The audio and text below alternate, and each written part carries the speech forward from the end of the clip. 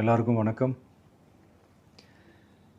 இந்திய அரசியல் சாசனம் நம்ம தமிழ்நாட்டில் இருக்கிற எல்லாருக்குமே கொடுத்துருக்கிற உரிமையில் ரொம்ப ரொம்ப முக்கியமானது ஓட்டிங் ரைட், வாக்குரிமை.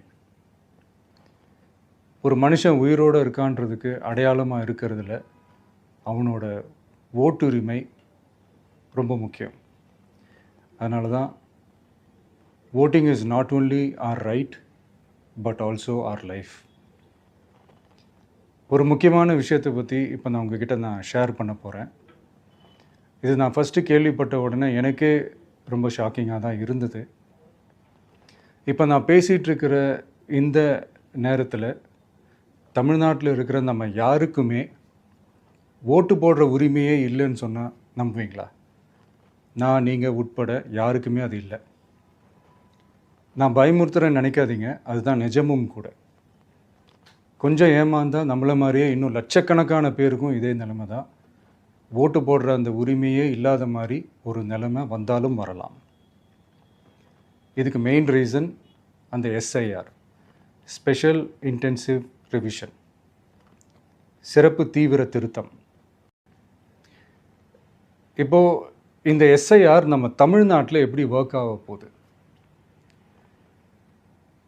கடந்த ஜனவரி மாதம் எடுத்த அந்த கணக்கெடுப்பில் 6,36,00,000 வாக்காளர்கள் நம்ம தமிழ்நாட்டில் இருக்கிறாங்க.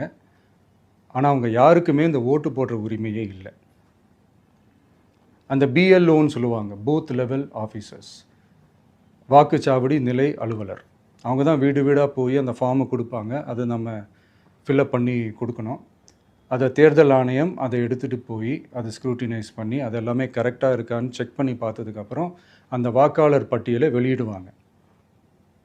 அந்த வாக்காளர் பட்டியலில் நம்ம பேர் இருக்கணும், அப்போ தான் நம்மளால் ஓட்டு போட முடியும். அந்த புது பட்டியல் வர்ற வரைக்கும் நம்ம வாக்காளர்களான்றது அது உறுதியே செய்ய முடியாது.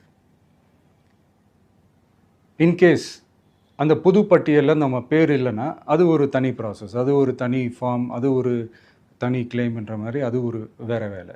ஸோ இந்த மாதிரி நிறையா சிரமங்கள் குழப்பங்கள் இருக்கிறதுனால மக்களுக்கு இது மேலே ஒரு கன்ஃபியூஷன் ஒன்று இருக்குது. இது என்ன வெரிஃபிகேஷனா இல்லை ஒரு மறைமுக ரீரெஜிஸ்ட்ரேஷனா இல்லை இது ஒரு நியூ ரெஜிஸ்ட்ரேஷன் மாதிரியே தானா அப்படின்ற மாதிரி நிறைய கன்ஃபியூஷன் இருக்குது. அவங்க செய்ய வேண்டியதெல்லாம் ஒன்று தான்.